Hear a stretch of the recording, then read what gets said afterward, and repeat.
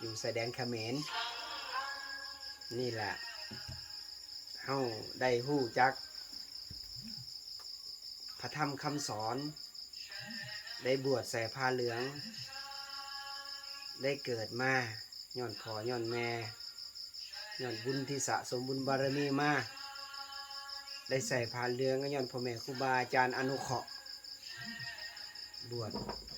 ให้จะได้ฮู้แจ้งในธรรมได้บำเพ็ญเพียรภาวนาเมื่อได้ฮู้แจ้งแล้วเฮาก็ได้ไปกราบไปไหว้หลายครั้งแล้วมื้ออื่นจังสิลงไปกราบไปไหว้เพิ่นอีกไผอยู่พุ่นก็เรียนเชิญเจริญพรเด้อญาติโยมญาติธรรมอยู่ทางเมืองโขงบ่อยู่ทางปากเซ่บ่มื้ออื่นจังสิลงไปแล้วก็ไปกราบอุปชาทั้งสองเลยทั้งมงบวช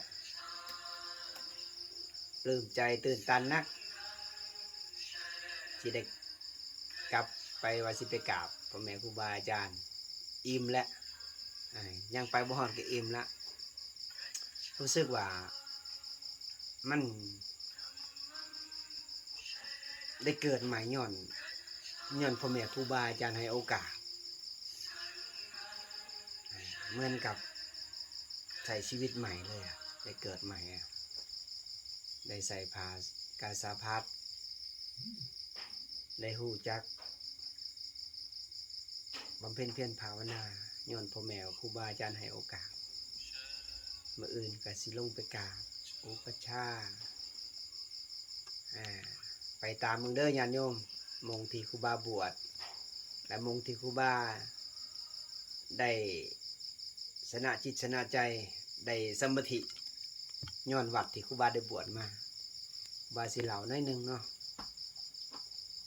มงหันนั่นมันเป็นดอนเป็นเกาะน้ำไหลลงมาเขาเอิ้นว่าดอนโจรแล้วก็มีพี่ภาษาห้ามงที่ครูบาฝึกจิตฝึกใจ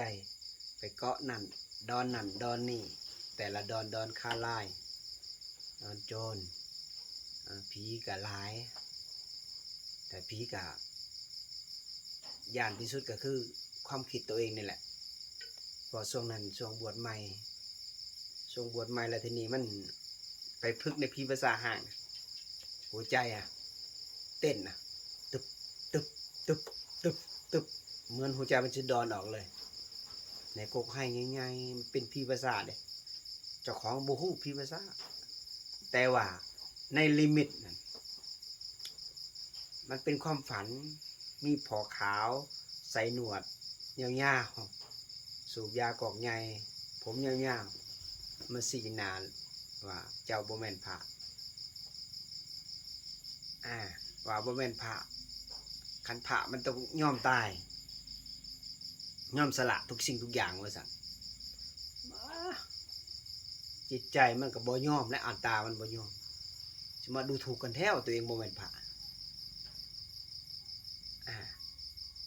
ก็เลยตัดสินใจ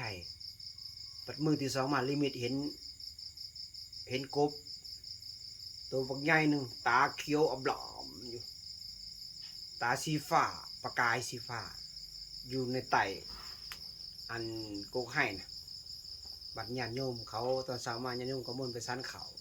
ไปผ่านโกกให้นะไปเห็นบัดโกกให้เนี่ยคืออยู่ในลิมิตแท้สังเกตมาแม่นแน่นอนก็เลยบอกครูบาเพิ่นครูบาเขานอนมาแรงเขาหน่อยจะไปฝึกจิตมุ่นนั่นแหละเพิ่นว่าไปเดี๋ยวแหละอย่าปบเด้อล่ะ พอไปกลางกดปุ๊บขึ้น6 โมงกว่าอันล่มก็พัดน้ำก็ทึกก็ทบใส่กับฝั่งเปาะเสียงลมตีใหม่ก็ฮักก็ขึ้นมาตายแต่แทบบาดหัวใจเต้นตึบตึบตึบตึบยิ่งเต้นยิ่งแห้งลมก็ยิ่งพัดน้ำก็ยิ่งท่วมเขามาใหม่ก็เลยฮักกะเข้ามาทั้งลมทั้งยังมันอยู่กลางดอนเด้กลางเกาะเด้อัน อันใจนี่ตายตานี่ออกมาเองเหือนี่สำเร็จกระโพดนี่สำเร็จเปียกมัดอันเขียดตัวน้อยๆนะมันเต้นอ้อมกดนะตึบตึบตึบมันคือเสียงผีหยางมากจิตมันปรุงแต่งโอ้เจ้าของตายจะแทะข้าวเนี่ยบ่รอดแทะเลยตายเหือก็ออกเปียกมัดพักหนึ่งมันประมาณ1 ชั่วโมงหรือ2 ชั่วโมงนั่นแหละหนังบริติงนั้นไม่แต่ตายบัดมันอันต้นไม้หักลงมาแล้วเสียงหนามตีต่อมาหัวใจเต้นตึบช่วงนั้นอ่ะเบิ่งจิตตัวเองบ่เป็นพิจารณาจิตบ่เป็นพอพึกใหม่เด้อินทรีย์มันแข็งแกร่งย่อมมอบกลายถวายชีวิตพอว่าฟัง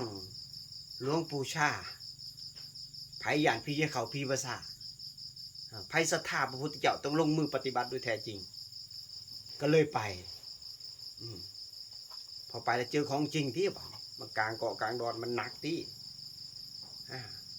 ไปปุ๊บตายออกมาปุ๊บมีจิตดวงหนึ่งมันหอบผูกขึ้นมาตายจังได๋เนาะมันเป็นผีมันเป็นดวงวิญญาณมันตีเฮาบ่ได้มันว่าโอ้จิตมันคุกปุ๊บ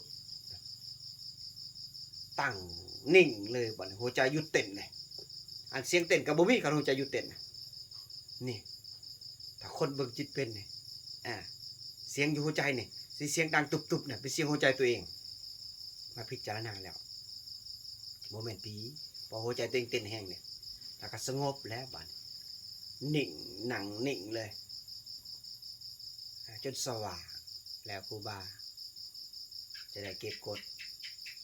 ออกจากหมู่ปราสาทห่างนะออกมา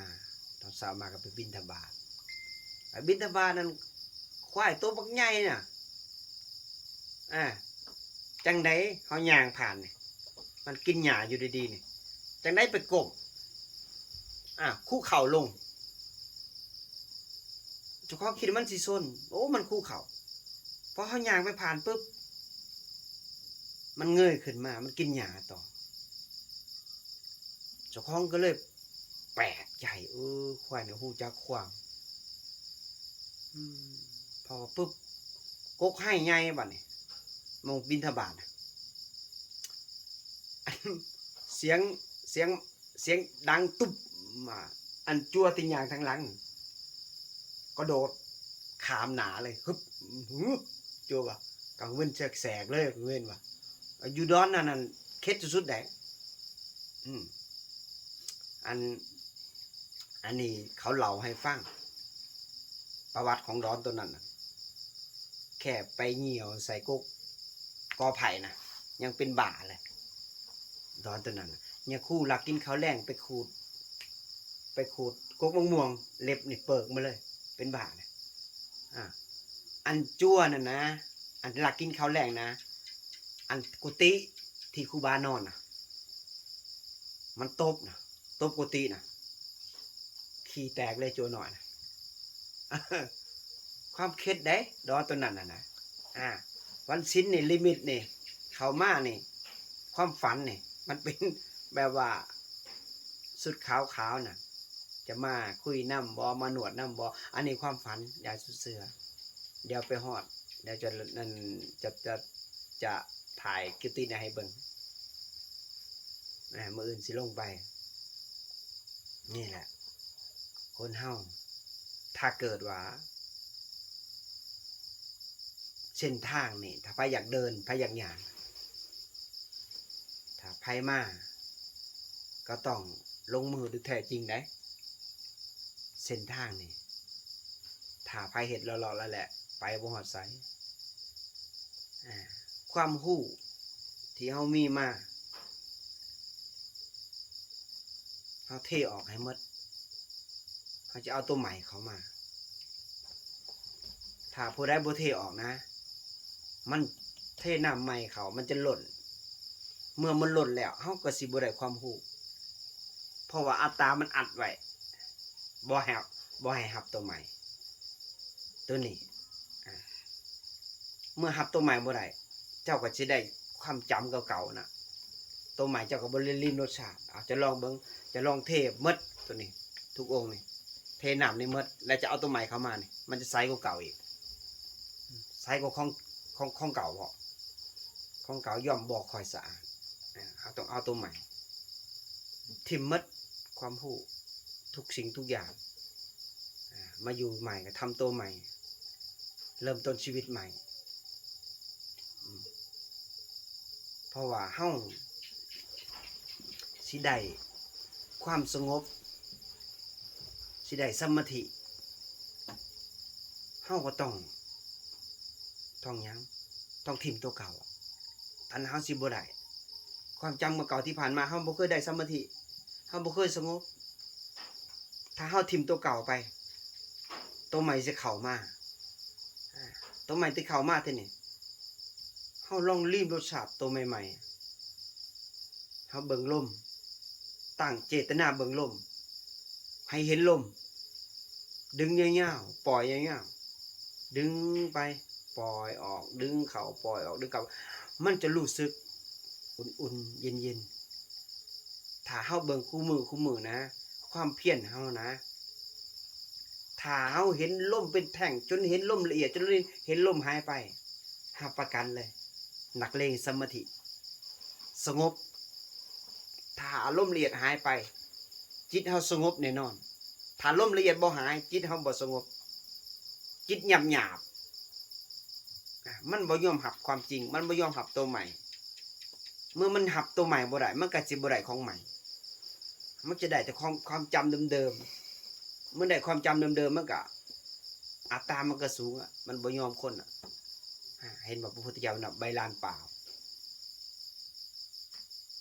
เฮาทิ่มใบลานเปล่าก็บ่แตกต่างกับน้ำเฮาเททิ้งเอาตัวใหม่เข้ามาเฮาต้องสละได้ทุกสิ่งทุกอย่างได้ไผอยากได้ความสุขที่แท้จริงไผอยากเจอความจริงต้องทิ่มตัวเก่าบ่ให้ถือของเก่ามาพระพุทธเจ้าเฮาเพิ่นสละทุกสิ่งทุกอย่างสละทั้งลูกทั้งเมียสละทั้งครอบครัวสละทั้งยศตำแหน่งเพื่อและเอาชีวิตเป็นเดิมพันเพื่อที่จะบำเพ็ญเพียรภาวนาให้มันหลุดพ้นให้มันล้างอาสวะทั้งหลายทั้งปวงในจิตในใจตัวเองเฮาตัดสินใจมาจุดตรงนี้เฮาก็ต้องถิ่มนะถิ่มทุกสิ่งทุกอย่างคือกันถ้าผู้ใดบ่ถิ่มผู้นั้นก็สิบ่เจอความสุขที่แท้จริงเห็นบ่เฮาพิจารณาดีๆเพิ่นถิ่มหยังแหน่เฮาถิ่มคือเพิ่นบ่อันนี้มีโทรศัพท์เครื่องเดียวก็ยังบ่กล้าสละแต่อยากได้สมาธิแต่อยากได้สมถะอยากได้ความสงบตัวนี้นะเอาพิจารณาดีๆเด้คันเฮาอยากได้คือเพิ่นเฮาก็ลงมือบำเพ็ญเพียรภาวนาเพิ่มศรัทธาเพิ่มความเพียรลงมืออย่างน้อยๆย่างจงกรมมื้อนึงถ้าสงบชั่วโมงนึงบ่สงบชั่วโมงที่2ถ้าที่2บ่สงบชั่วโมงที่3ถ้าที่3บ่สงบชั่วโมงที่4ค่อยมานั่งสมาธิมื้อใดมันสงบกิเลสจะบ่มีแรงต่อสู้มันจะนั่งนิ่งๆเลยตรงๆเลยดึงลมหายใจดึงปล่อยออกดึงเข้าปล่อยออกดึงเข้าปล่อยออกมันจะสงบมันจะบ่มีแรงต่อสู้ถ้ามื้อใดเจ้าสังเกตเบิ่งดีๆถ้ามื้อใดเจ้าสันเข้าอิ่มอึดอัดมื้อนั้นเจ้าสิฟุ้งซ่านนิวรณ์ก็สิเข้านั่งนั้นนึงก็สิง่วงนอนจะบ่มีกำลังต่อสู้กับนิวรณ์หาแน่นอนเลยถ้าเกิดอยากต่อสู้มันได้นะเจ้าชั้นเขาหน่อยนึงว่าหน่อยบำเพ็ญเพียรหลายๆลุกแต่เด็กตื่นแต่เช้าเฮ็ดบัดนี้คู่มือย่างจนมันสงบค่อยมานั่งถ้ากราบได้มันบ่สงบบ่ต้องไปนั่งมันเห็นบ่ครูบาคู่มือนี่ครูบาบ่ได้หยุดการบำเพ็ญเพียรภาวนาเด้เห็นบ่ทางย่างจงกรมครูบาหัวเข่านี่ถ้ามันเว้าได้นะเขาหน่อยบ่ไหวแล้ว แต่ครูบาบ่สนใจครูบาเอาลมหายใจเป็นยาโมโหสถรักษามันรู้สึกซื่อรู้สึกมันเจ็บซื่อรู้สึกเวทนาซื่อเวทนาเกิดแต่รู้สึกมันเขารู้สึกว่ามันเจ็บมันก็หายไปให้ทุกตั้งใจคือผู้มาใหม่คือกันตั้งใจต้องถามตัวเองได้ว่าเฮามาเอาหยังมาบวชเอาหยังในผ่าเรื่องบ่มีหยังให้เอามีแต่ให้สละมีแต่เสียทุกสิ่งทุกอย่างบ่มีหยังให้เอาทุกคนอย่าคิดเด้จะบวชมามั่งมีสีสุขบวชมาหล่ำมารวยบวชมาโกยบ่มีนะมีแต่สละลูกเดียวสละทุกสิ่งทุกอย่างแม้กระทั่งห่างกายยังสละเลย สละตัวสละตนสละจิตสละมัดมันถึงจะพอความสุขแท้จริงนะเฮาจังได้เดินตามพระพุทธเจ้าได้ถ้าเฮาบ่สละเนี่ยบ่ได้เดินตามพระพุทธเจ้าได้เฮาสิเดินตามหยังตามกิเลสสละทิฏฐิมานะอัตตาตัวตนเฮายอมเป็นคนที่อ่อนไหวเป็นคนที่อ่อนโยนมีคนที่หน่อมถ่อมตนเป็นคนที่บ่กล่าวล่าวนอบน้อมถ่อมตน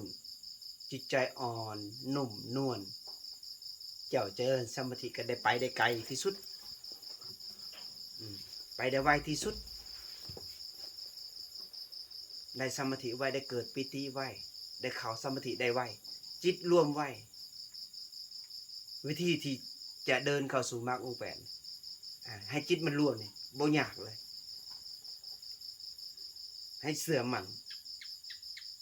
ในเสื่อมันในพระธรรมคำสอนและเจ้าเหตุตามเจ้านุ่มนวลถ่อมตนเป็นคนย่อมเป็นคนอ่อนไหวเป็นคนบ่แข็งกระด้างเป็นคนที่เสือฟังง่ายบ่จาอย่างก็นุ่มนวลโดยขน้อย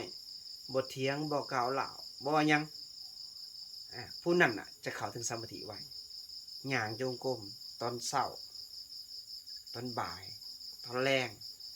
ย่างจนมันสงบแล้วมาหนังแล้วเบิ่งลมเบิ่งกะคักจอเบิ่งลมเลย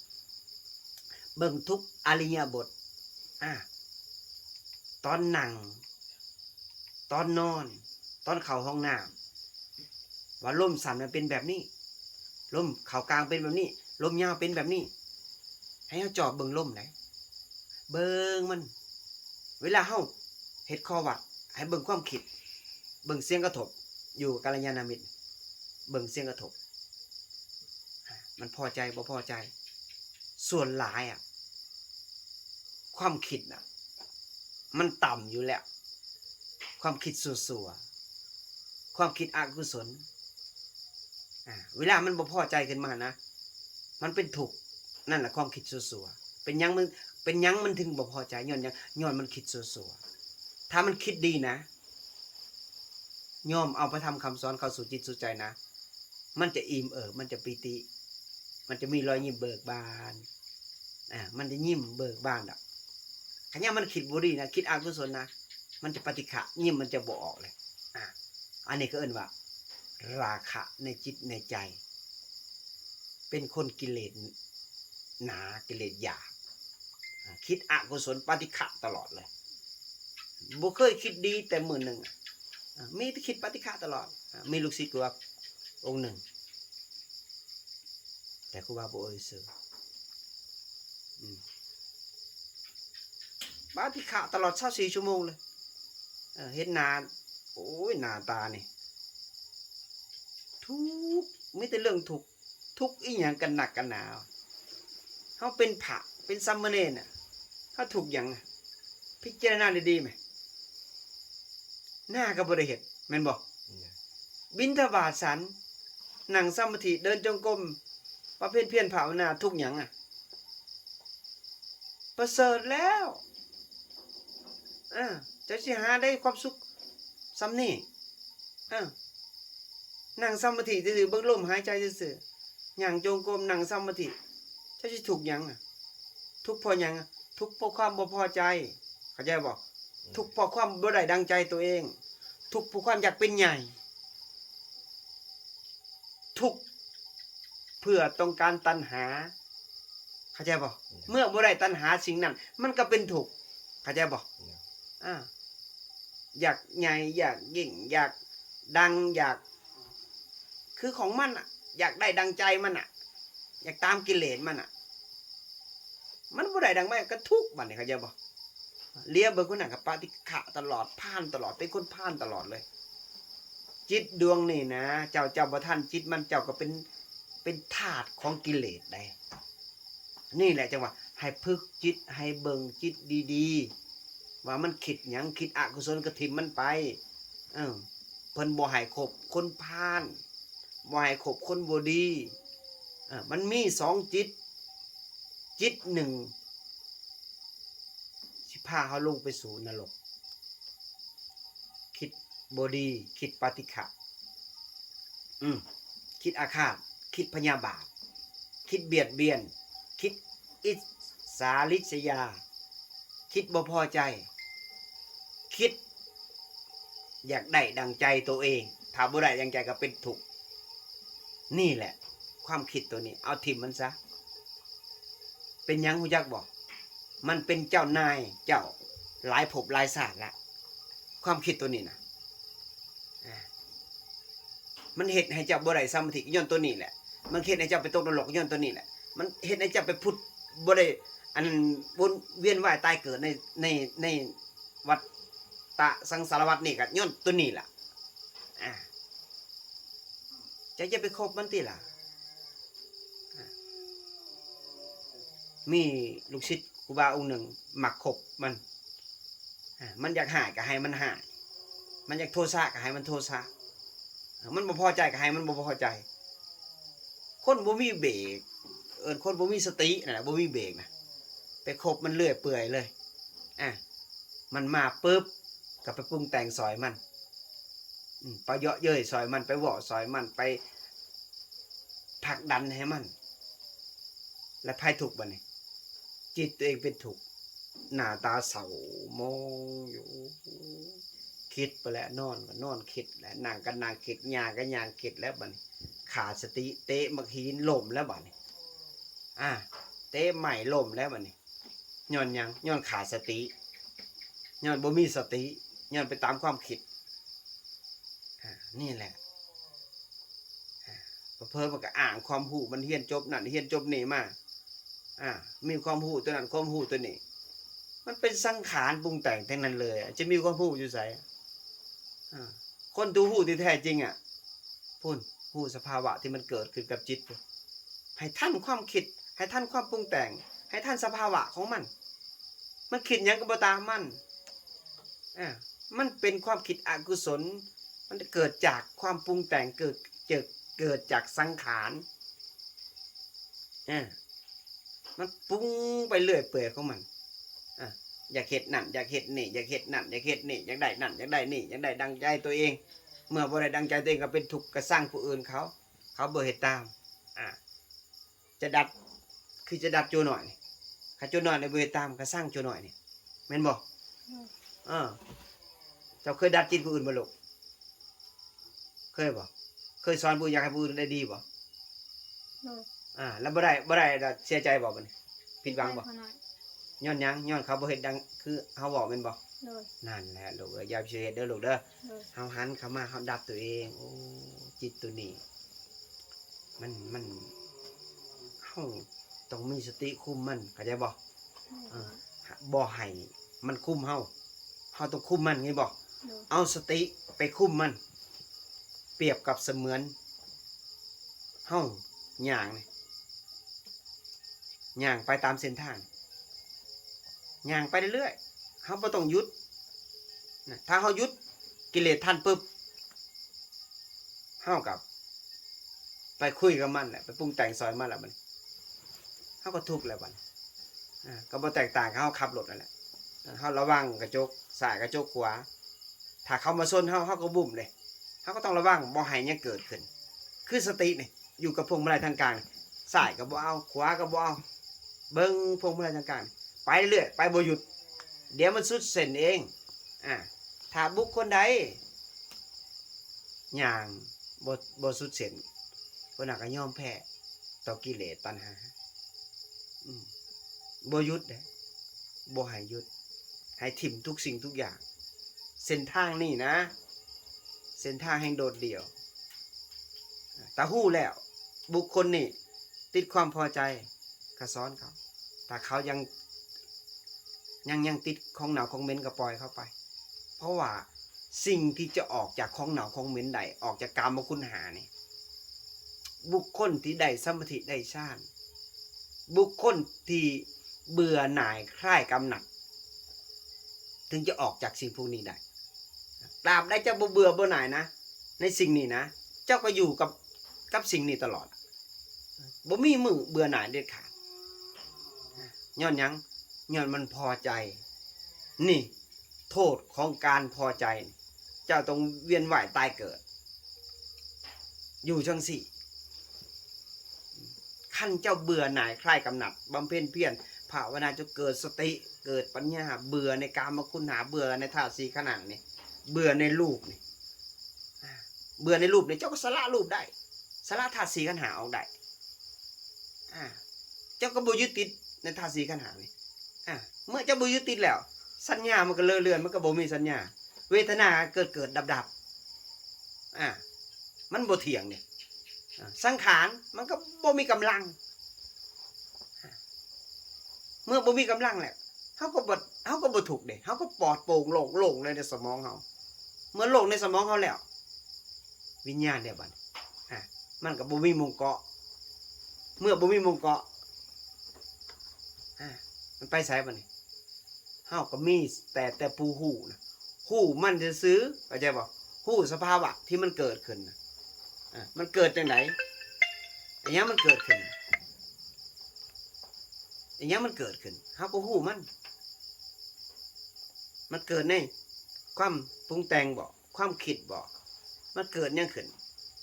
เฮาฮู้มันซื่อโอ้คำเวลามันเสกสินของมันน่ะมันเหลือหยังเหลือราคะตัวนี้เฮาอดทนเดี๋ยวมันล้างมันเองใส่อานาปานสตินี่ล้างให้มันใสเลยเฮาเจริญคู่มือแต่เฮาบ่หยุดผู้ที่มีกำลัง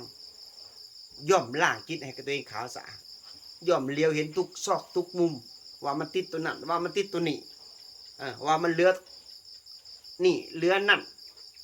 เหลือราคะเหลืออาสวะในจิตในใจตัวเองต้องเลียวเห็นแต่คนที่ได้สมาธิได้แต่คนที่บ่ได้สมาธิกะตามความรู้สึกเอาตามเบิ่งความคิดเอาไปเรื่อยๆเดี๋ยวจะเห็นเองถ้าเฮาบ่จอบเบิ่งนะบ่จอบเบิ่งความคิดนะนักปฏิบัติเฮานะเฮาจะเสียโอกาสได้เสียโอกาสแต่เฮาจะเพลิดเพลินในกามเพลิดเพลินในความคิดเพลิดเพลินในความพอใจเพลินในกามคุณหา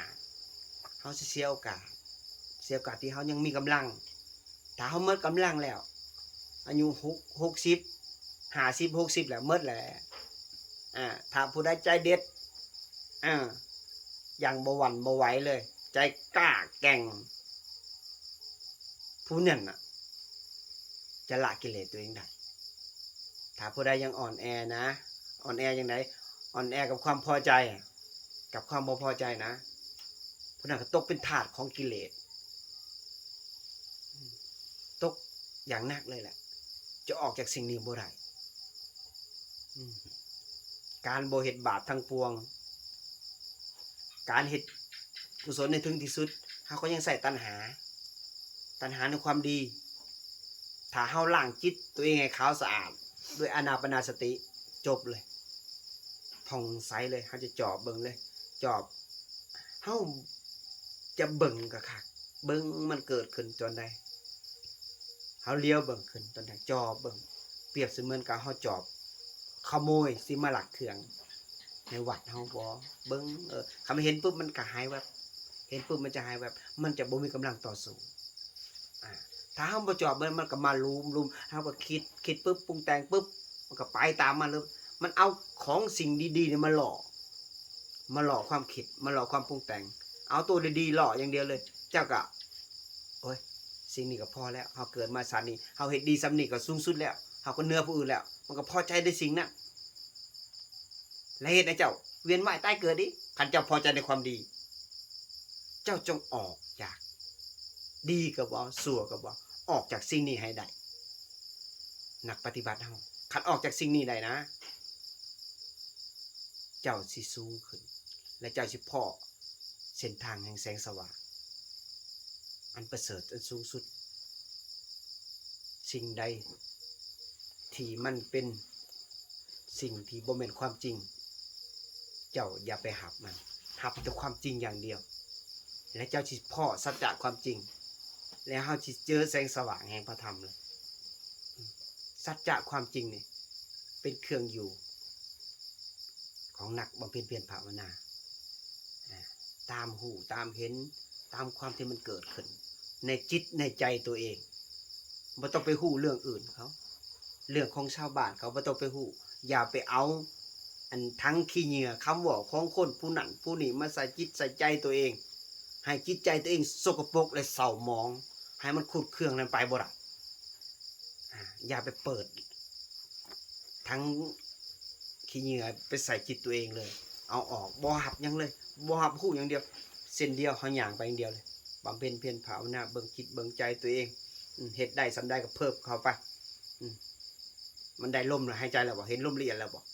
บ่เห็นเพิ่มความเพียรเข้าไปเพิ่มศรัทธาเข้าไป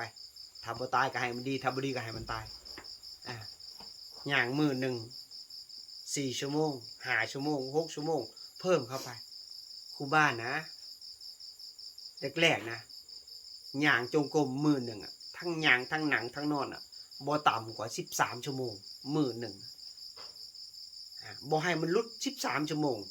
15 16 17 18ลงมาฮอด13หยุดเบรกตัว13นี่คันมันต่ำกว่า13แสดงว่ากิเลสกวมเจ้าเมื่อกิเลสกวมเจ้าแล้วจะสิออกยากเจ้าต้องเหนือกว่า13 ชั่วโมงขึ้นไปตามสุดให้เบรก13 ชั่วโมงการบำเพ็ญเพียรภาวนานี่ถ้าเจ้าบ่จริงนะเจ้าก็ยอมแพ้กับมันเจ้าเอาลมหายใจนี่เป็นเดิมพันในชาตินี่เอาความเพียรเป็นเครื่องเดิมพันเอาศรัทธาอันดับ1เลยไม่ต้องไปหวั่นไหวนะทุกสิ่งทุกอย่างในโลกใบนี้ศรัทธาแต่องค์สัมมาสัมพุทธเจ้าเพิ่มความเพียรเพิ่มวิริยะเพิ่มทุกสิ่งทุกอย่างให้มันเห็นชัดเจนบ่เคยเขาพิภาษาก็เข้าไปแบกกดเข้าไปมงได้ถ่ำไปมงได้ภูเขาไปตัวนั่นแหละเจนเห็นจิตเห็นใจตัวเองตัวนั่นเจนเห็นได้ประสบการณ์ถ้าเกิดว่าเฮาบ่เคยไปนะโอ้ยเฮาบ่ไปหรอกเฮาย่านผีรอให้มันแข็งแกร่งก่อนนั่นแหละโตกิเลสมันบอกรอให้แข็งแห้งก่อนรอให้ใจก่อนมันว่ารอไปรอมารอจนผมงอกแก่สลาไปบ่ได้บัดนี้โอ้ยเฮาเฒ่าแหละเจ็บออดๆแอดแหละมันบอกว่าเถอะท่ามันบอกให้ท่ามันเด้ท่ามันยังคือกิเลสเด้มันบอกให้ท่านะคันเจ้าบ่ใจเจ้าสิบ่เจอสัจจะความจริงเจ้าสิบ่ได้ประสบการณ์บ่ต้องไปท่าหรอกดึกๆมานี่11 โมงนี่เลาะรถนี่ย่างเลาะจับไปสายอันหนึ่งเพื่อบ่ให้เหยียบงูเลาะตามตีนภูเขานี่ทำพุ่นไปดึกๆมาไปไม่ต้องห่วงนอนหรอกไม่ต้องห่วงตอนเช้ามาปุ๊บเห็นแล้วยินเสียงขันนี่สังเกตด้วยไก่ขันปุ๊บบอกเวลาเจ้านี่จากโมงมาปุ๊บจะมาเบิ่งน้ำโมงเลยเป๊ะเลยถ้าสังเกตเบิ่งสังเกตได้เห็นบอกครูบาอยู่ภูเขาควายอยู่ในถ้ำนะขันไก่ขันที่ครั้งที่1 12 โมงครึ่งที่2 1 โมงครึ่งที่3 3 โมงครึ่งครั้ง3ครูบาต้องจับบาทละออกจากสมาธิแล้วย่างลงมาจากภูเขาเลยเพื่อชี้ฮอดปากทางมันหลายกิโลเลยไปกลับ16 กิโลบินบาทมือหนึ่งความทนทุกข์ทรมาน5-6 เดือนอยู่ถึงภูเขานะขันเจ้าบ่ไป กิเลสมื้อใดมันขี้ขลาดมันบ่ไปบ่ไปก็บ่ให้มันกินมื้อใดมันขยันก็ให้มันสันเขาเข้าใจบ่มื้อใดมันบ่ลุกไหว้พระบ่ต้องให้มันกินให้มันอดไปผู้นั้นจะเอากิเลสตัวเองได้ดีได้ตัวนี้เป็นเครื่องวัดกิเลสเลยได้พ่อแม่ครูบาอาจารย์ขอวัดของพ่อแม่ครูบาอาจารย์ให้มาเป๊ะเลยถ้าผู้ใดนะ